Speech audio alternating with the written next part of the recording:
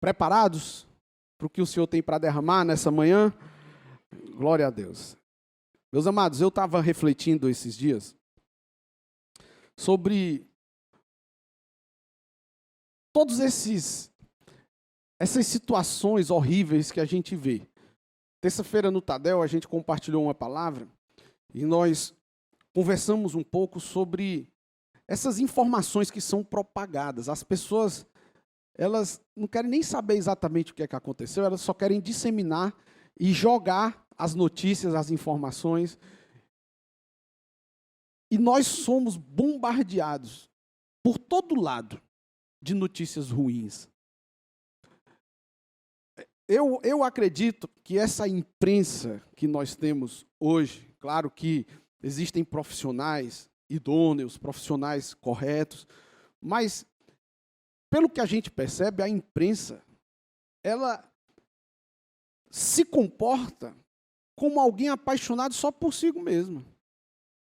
Só por si mesmo.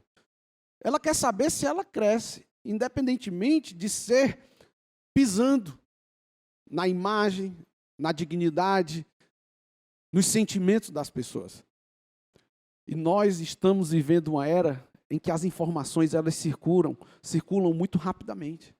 E isso traz medo, isso traz terror para a vida das pessoas. Não é à toa que hoje nós temos visto tantos sofrendo de ansiedade. Ontem eu estava pedalando com um médico, amigo da gente, e ele dizendo que hoje a maior demanda na área da saúde é na psiquiatria. Os profissionais da psicologia. E é incrível como nós, às vezes, estamos envolvidos nesse tipo de enfermidade. Ou se não estamos envolvidos, nós conhecemos pessoas que sofrem desse mal. Isso é muito sério, isso é muito cruel. É incrível como nós estamos com nossas atenções sempre voltadas para o amanhã. E a sensação que nós temos é que nós não temos esperanças para o futuro. Eu queria iniciar lendo um texto de um livro, cujo autor é George Eldon. O título do livro dele é O Evangelho do Reino. Se você puder adquirir, leia esse livro que vai ser muito importante para você. E lá nesse livro ele fala assim: vivemos em uma época maravilhosa, porém temível. É uma época maravilhosa por causa dos feitos admiráveis das ciências modernas que nos fornecem conforto e prosperidade com os quais não se sonhava há um século. Grandes aves de metal deslizam pelo ar, engolindo milhares de quilômetros em poucas horas. Palácios flutuantes trazem ao viajante marítimo todos os luxos do hotel mais elegante. O automóvel liberou o homem para explorar pessoalmente cenas e vistas de que seus avós só dispunham em livros de história.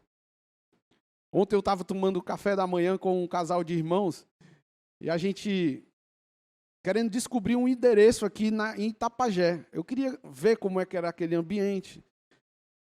E quando menos esperava, a gente estava olhando as Ilhas Maldivas, a gente estava olhando aquelas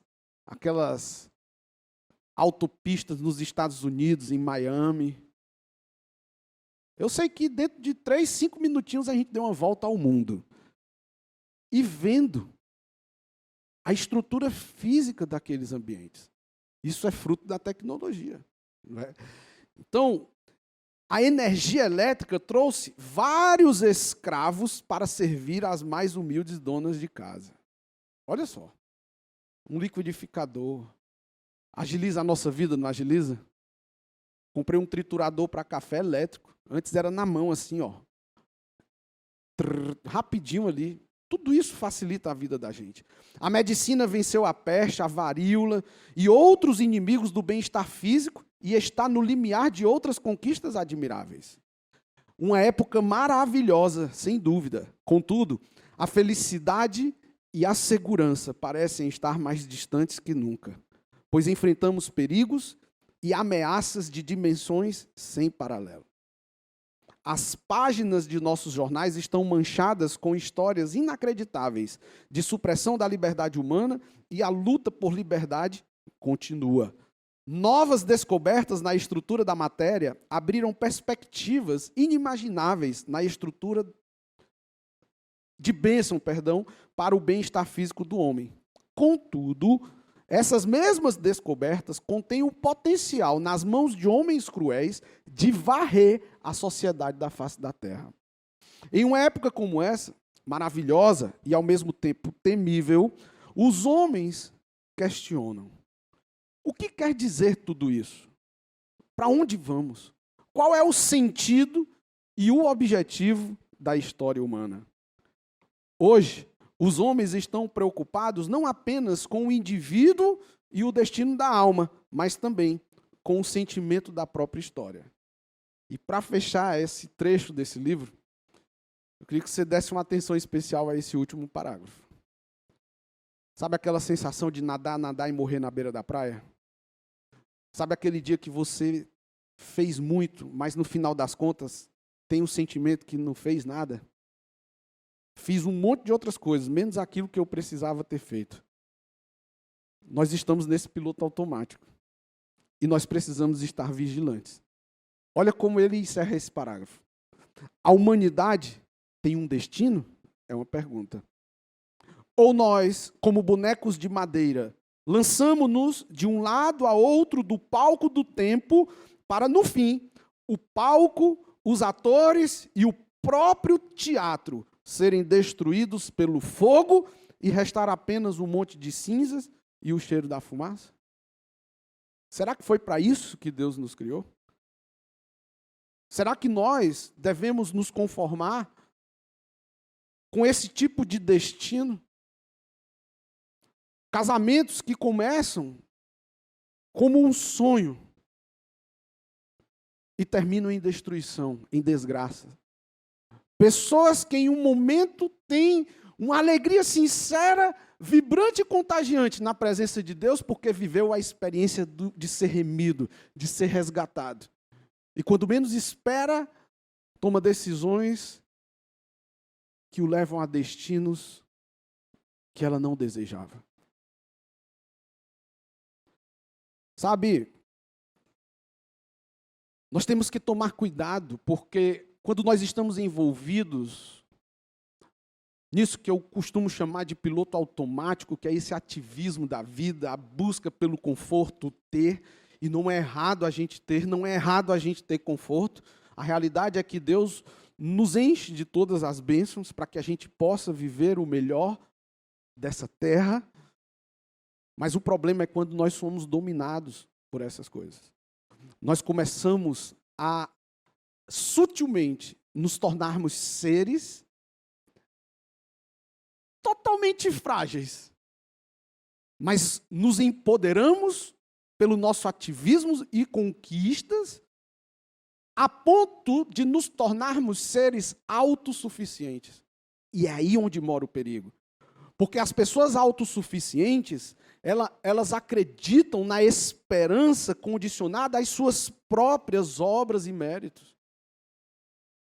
E essa ansiedade generalizada que nós temos vivido, parte dela, se não boa parte, decorre exatamente da gente querer ter o controle das coisas.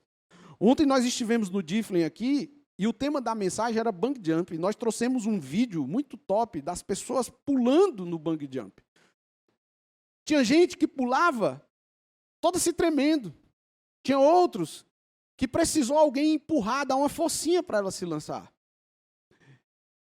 E essas pessoas, apesar de viverem experiências individuais e específicas, elas só tiveram aquela coragem de pular porque elas sabiam que tinha algo que segurava elas. E nós, enquanto cristãos, precisamos entender que nós temos um Senhor que nos sustenta na sua mão direita. Um Senhor que pode todas as coisas. E por que ainda assim Muitas vezes as nossas esperanças estão baseadas nas nossas próprias certezas de que aquilo que é o ideal se limita às nossas próprias convicções. E nós acabamos surfando uma onda da independência de Deus, que traz consigo esse anseio de ter o controle das coisas. Por isso que nós andamos tão ansiosos. Efésios, capítulo 5, diz o seguinte: pelo que não sejais insensatos, mas entendei qual seja a vontade do Senhor. Os insensatos não conseguem contemplar. Os insensatos projetam em Deus a sua limitação e pequenez, porque eles só acreditam no que veem. E a fé é incompatível com essa crença. Nós cristãos temos esse privilégio da esperança bíblica. Essa esperança que é um elemento essencial na vontade revelada na cruz do Calvário, nessa obra redentora do nosso Deus que é vivo. O nosso Deus que é vivo. A realidade é que Deus, Ele tem sim um propósito para a raça humana. Deus não quer que a gente nade e morra na beira da praia. Estava conversando aqui imediatamente antes de subir. Eu atendi uma cliente essa semana no meu escritório, que o esposo dela, o falecido, conhecia esse jovem irmão aqui. E eu disse, cara, eu estou acreditando que eu vou conseguir resolver aquele probleminha jurídico deles lá. E aí ele disse, mas como? Aí eu disse, não, eu acredito que tem uma solução. Aí eu perguntei, você conhecia bem esse rapaz e tal? E ele disse, conhecia, pastor. Inclusive, antes dele morrer, ele foi lá no meu negócio. Nós conversamos, eu o convidei para a igreja. E ele disse que não ia porque ele gostava da vida louca. Ele gostava da vida louca. E a vida louca trouxe o resultado. Qual é o salário do pecado? Qual é o salário dessa vida louca que o mundo jaz do maligno fomenta e estimula? A morte. O pecado, meu irmão Jackson, é prazeroso, meu amigo. Eu não vejo o pecado como um problema. Entenda o que eu vou dizer. O problema não é o pecado. O problema são as consequências do pecado. O problema é o salário do pecado. O pecado nos distancia de Deus. Esse é o problema. Mas que o pecado ele é prazeroso, tanto que se torna um vício. É tão gostoso que as pessoas que não tiveram revelação que Deus é santo e que ela foi feita à imagem e semelhança de Deus e que ela também é santa, que o seu corpo é templo e santuário do Espírito Santo, ela se deleita no pecado e acha bom. Mas o salário do pecado é sério. Então olha isso. Os que creem têm o privilégio da esperança presente e ao mesmo tempo vindoura, que é o reino de Deus. Nós como cristãos temos essa esperança. Por isso que o tema dessa mensagem é o reino agora e sempre. Tem pessoas que acham que ninguém pode ter duas vidas boas.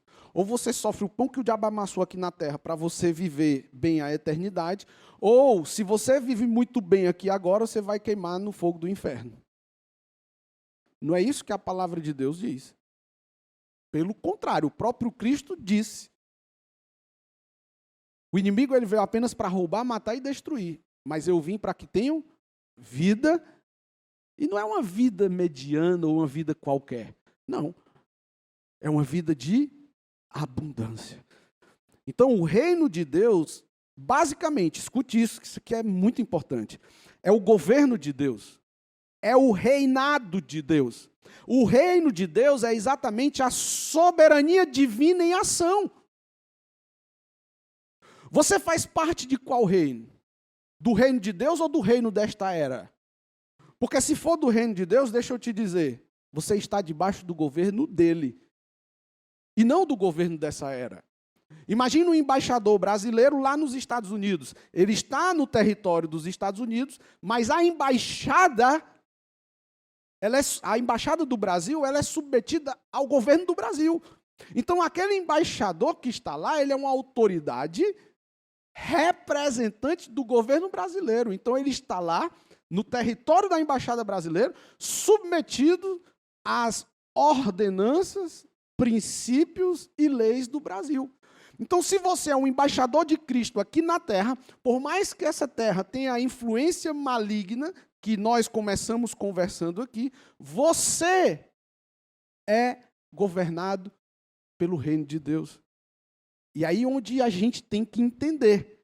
Em Hebreus capítulo 6, fala sobre pessoas que provaram a bondade da palavra de Deus e os poderes desse mundo por vir. Então, quando Jesus fala que pessoas aqui provaram do mundo por vir, é exatamente o reino de Deus agora. Hebreus, olha só, capítulo 6, verso 5. Aqueles que já foram iluminados, que já experimentaram as dádivas celestiais e se tornaram participantes do Espírito Santo, que provaram a bondade da palavra de Deus e os poderes do mundo por vir. É o reino de Deus agora. É o reino de Deus aqui e agora. O próprio Cristo nos mostra isso. Lá em Mateus, quando ele ensina aquela oração do Pai Nosso. O que é que ele diz? Olha só o verso 10. Venha o quê? O teu reino. Seja feita a tua vontade. Assim na terra como no céu.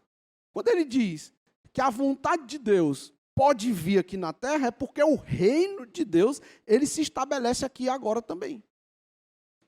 Nós precisamos compreender que o reino de Deus se manifesta tanto no futuro como no presente. E você, como um cidadão desse reino, você não pode. Você tem que blindar a sua mente e o seu coração contra as investidas do Deus dessa era, o Deus com Deus minúsculo, que é Satanás. Então, dessa maneira, existe uma esfera futura do reino e existe uma esfera presente. E nessa esfera do reino, eu e você, nós podemos desfrutar de todas as bênçãos celestiais. Romanos 14, 17 diz: pois o reino de Deus não diz respeito ao que comemos ou bebemos, mas a uma vida de justiça, paz e alegria no Espírito Santo. Uau!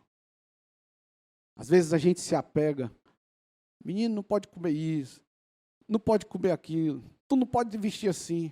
Tem gente que tem, é o que eu costumo falar, que para mim isso é muito revelador, um apego ao rigor doutrinário, mas não desfruta dessa vida de justiça, paz e alegria.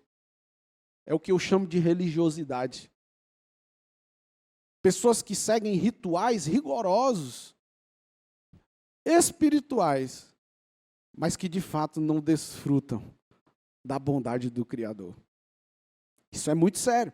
Então, o reino de Deus é exatamente a realização da vontade de Deus e o gozo das bênçãos que a acompanham agora e sempre. Você vive o reino agora. Você precisa sair daqui com essa certeza. Você não pode ser contaminado por essas influências que estão por aí. Por mais que a imprensa maligna esteja aí com muitas reportagens sanguinolentas, você precisa se blindar dessas coisas, porque você faz parte do reino de Deus. Esse mundo jaz do maligno, não é esse mundo que nos define. Quando a palavra de Deus diz que nós somos luz, é porque nós somos diferenciados. Não porque nós somos o cara, mas porque a partir do momento que nós tomamos a decisão de reconhecer Cristo Jesus como Senhor e Salvador das nossas vidas, a palavra de Deus diz que o Espírito Santo de Deus se torna um com o nosso Espírito, e a partir daí nós somos revestidos desse poder que a própria palavra de Deus diz, que é o mesmo poder que ressuscitou Cristo dos mortos. Esse mesmo poder está em nós. Só que, muitas vezes, nós temos a tendência de não acreditar nessa verdade espiritual. Ou, se nós acreditamos, nós temos a tendência de sermos influenciados demais por essas circunstâncias que nos atormentam.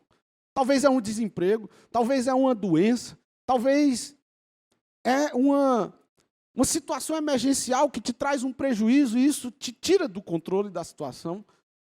Circunstâncias que vêm à tona, que fazem, que ofuscam. Não é que elas ofuscam.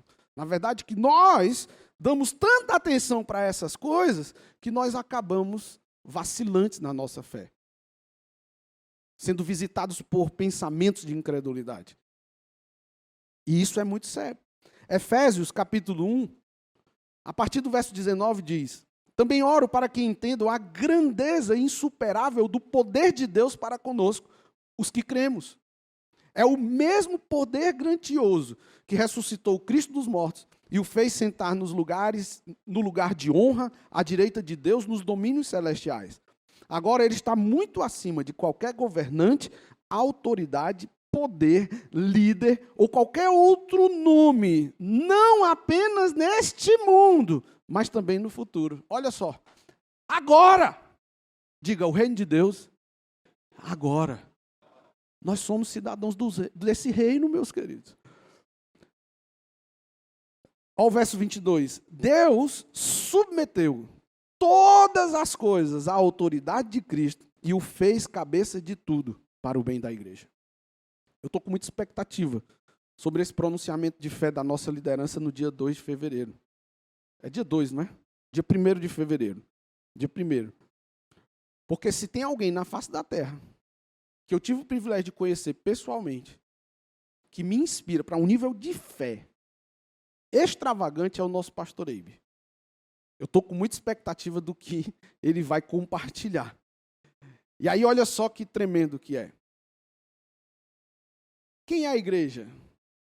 Somos nós. E olha o que ele diz aqui, ó. Para o bem da igreja. E a igreja é o seu corpo. Ela é preenchida e completada por Cristo, que enche consigo mesmo todas as coisas em toda parte. Agora, é fato que a vontade de Deus não é perfeitamente realizada nessa era. Isso é fato. Perguntar uma coisa para você. Você acha que é vontade de Deus que um caminhão desça desgovernado ladeira abaixo e atropele uma criancinha de 2 anos que estava na calçada brincando de boneca? Você acha que isso é a vontade de Deus? Claro que não, gente. Essa era maligna, infelizmente, as nossas escolhas, as nossas falhas, as nossas transgressões, que são, sim, baseadas nesse livre-arbítrio, elas geram atitudes contrárias à vontade de Deus.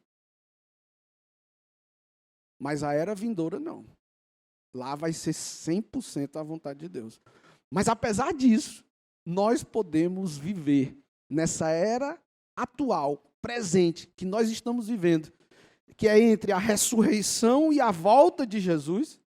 Nós podemos sim, e eu tenho provado para você aqui biblicamente, que nós podemos sim viver o reino de Deus aqui na terra.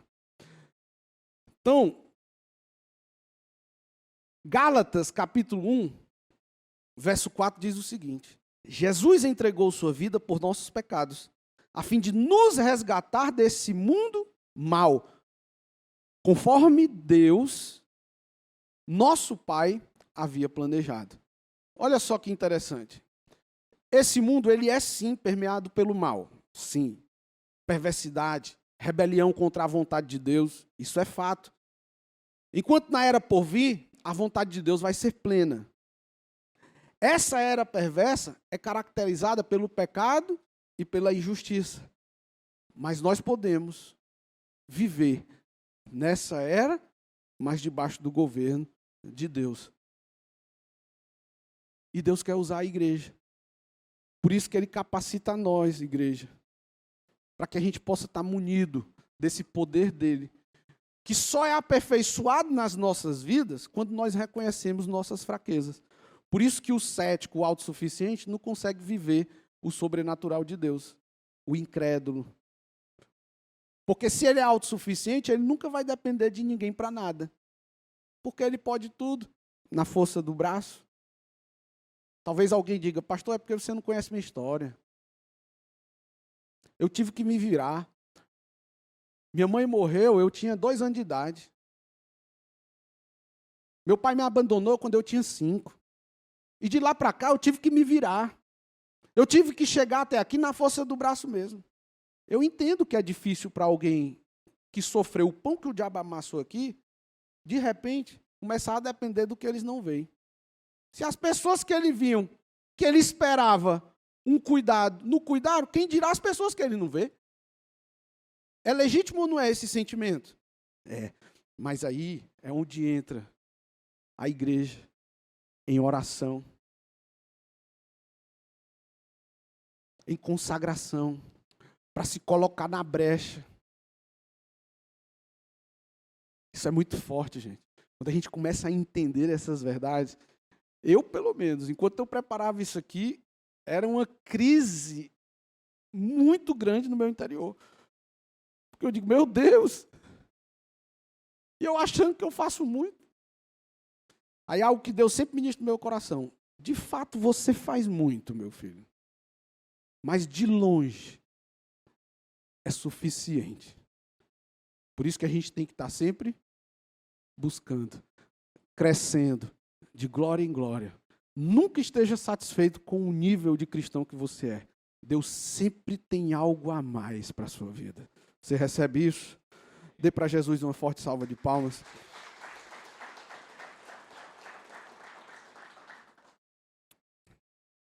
Então, Cristo, ele se entregou a si mesmo pelos nossos pecados. Para quê? Para nos resgatar exatamente desse governo perverso que está aí. Quando eu falo do governo, é do mundo jaz do maligno, viu? Não é o governo que está hoje na gestão, não, tá, querido? Efésios capítulo 2 diz assim: vocês estavam mortos por causa de sua desobediência e de seus muitos pecados, nos quais costumavam viver como o resto do mundo, obedecendo ao comandante dos poderes do mundo invisível. Ele é o espírito que opera no coração dos que se recusam a obedecer. Esse espírito de rebelião, que é contrário à vontade de Deus. Todos nós vivíamos desse modo, seguindo os desejos ardentes e as inclinações da nossa natureza humana. Éramos, por natureza, merecedores da ira como os demais. Mas Deus é tão rico em misericórdia e nos amou tanto que, embora estivéssemos mortos por causa de nossos pecados, Ele nos deu vida juntamente com Cristo. É pela graça que vocês são salvos, pois Ele nos ressuscitou com Cristo e nos fez sentar com Ele nos domínios celestiais, porque agora estamos em Cristo Jesus. Portanto, nas eras futuras, nós vivemos essa era. E o que nós vivemos nessa era vai repercutir nas eras futuras. Deus poderá apontar-nos como exemplo da riqueza insuperável da sua graça, revelada na bondade que Ele demonstrou por nós em Cristo Jesus. Meu Deus, isso é muito forte. Uma vez que você foi alcançado pela revelação dos benefícios da cruz do Calvário, e você volta ao nível de morte decorrente do pecado, de onde você tinha saído, é como se você tivesse dizendo que era necessário Cristo morrer de novo, porque aquela morte dele na cruz não valeu para você. Isso é muito sério, queridos. Nós somos representantes dele aqui na terra, nós estamos debaixo do seu governo. Escute bem. Escute bem. O Evangelho não te oferece apenas salvação pessoal na vida futura, mas o poder do Evangelho te permite viver o reino de Deus agora. Esse poder transformador do Evangelho é presente agora e faz com que o reino de Deus prevaleça agora. Sabe por quê que a gente vê a quantidade de cristãos só crescendo aqui no Brasil? Mas seja bem honesto com você e conosco. A fibra moral da nossa sociedade tem vivido essa revolução de transformação aos moldes do padrão divino, na mesma proporção que tem sido elevada a quantidade de cristãos no nosso país, sim ou não? Eu vou perguntar mais fácil. Se aumenta a quantidade de cristãos, se aumenta o nível de influência na sociedade, sim ou não? Se você tem, escute, uma panela com feijão, eu vou fazer um exemplo bem simples, e você bota uma pitadinha de sal numa panela que tem 5 quilos de feijão, talvez esse sal não vai fazer diferença alguma. Aparentemente. Mas onde ele estiver lá, ele vai sim influenciar. Agora você imagina, essa mesma panela de 5 litros de feijão cozido, feito pelo irmão Rogério lá. Você bota 1 quilo de sal, ao invés de uma pitadinha de sal. A atmosfera muda ou não muda? Agora bota 2.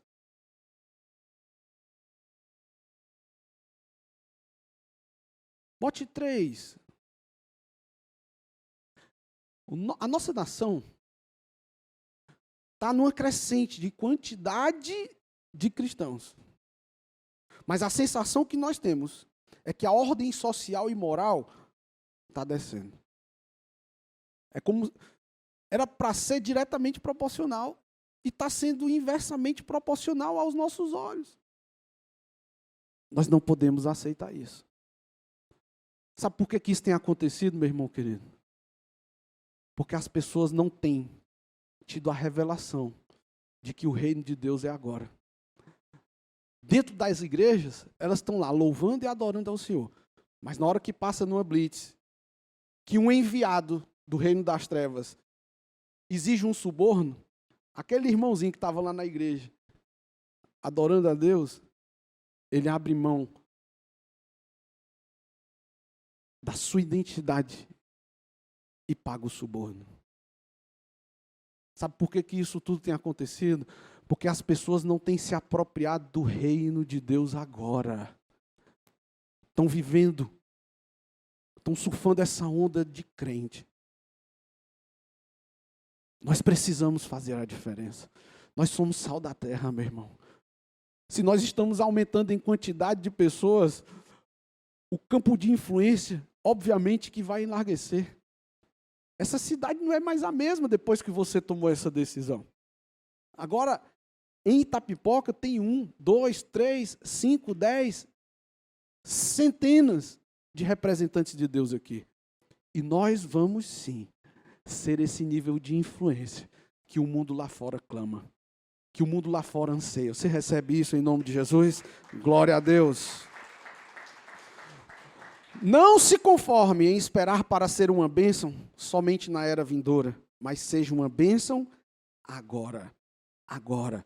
Só o Evangelho de Jesus tem poder para salvar a ordem social, a ordem econômica, a ordem política. Só o poder de Jesus tem condições de salvar cada alma.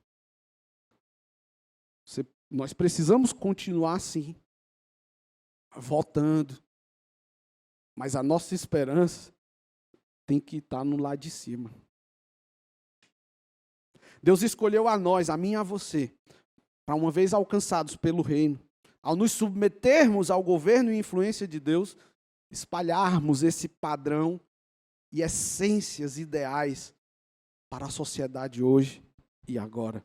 Nós estamos, e eu me lembro o pastor Abe, quando ele lançou o tema da nossa igreja para esse ano, sobre o legado que transforma, ele perguntou, o que você quer que as pessoas falem a seu respeito no dia do seu velório?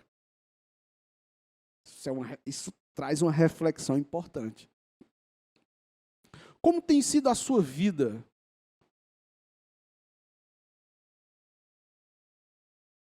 para o legado que vai ficar para as gerações futuras.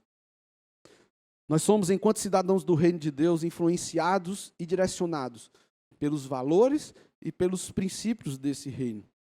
E não pelos valores do Deus dessa era, que veio apenas para roubar, matar e destruir.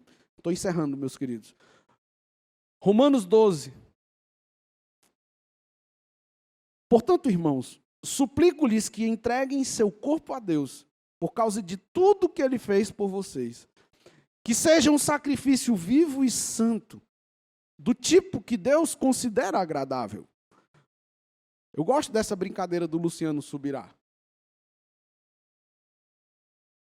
Ele pergunta assim, você está feliz com Jesus? Aí a galera, uau, yes! Aí na sequência ele pergunta, Jesus está feliz com você? Aí dá uma murchada. Uma perguntinha simples. Seja honesto. Você sabe o que é certo e o que é errado? Sim ou não? Não imitem o comportamento e os costumes desse mundo, mas deixem que Deus o transforme por meio de uma mudança em seu modo de pensar, a fim de que experimentem a boa, agradável e perfeita vontade de Deus para vocês. Vamos ficar de pé.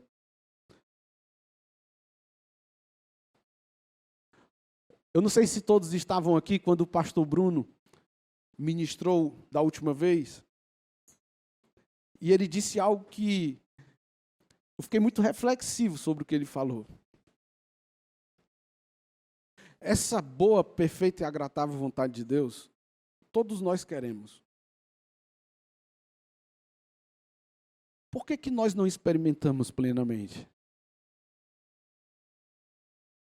Será que é porque Deus é mau? Será que é porque Deus é ruim? Ou somos nós que não estamos na mesma frequência de Deus?